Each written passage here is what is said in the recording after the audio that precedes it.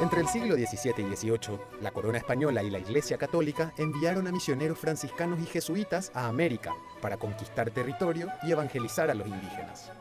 Estas misiones buscaron desmantelar las costumbres ancestrales, a las que consideraban bárbaras por la palabra de Dios y la moral europea de aquella época.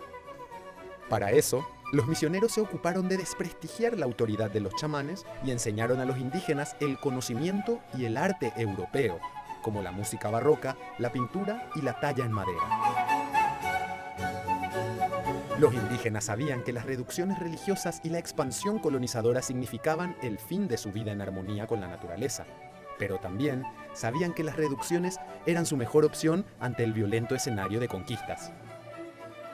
La gran organización y capacidad de gestión de los religiosos llevó al rápido fortalecimiento económico e institucional de las misiones. Esto representó una amenaza para la corona y para la gobernación, que finalmente terminaron expulsando a los misioneros e invadiendo las reducciones.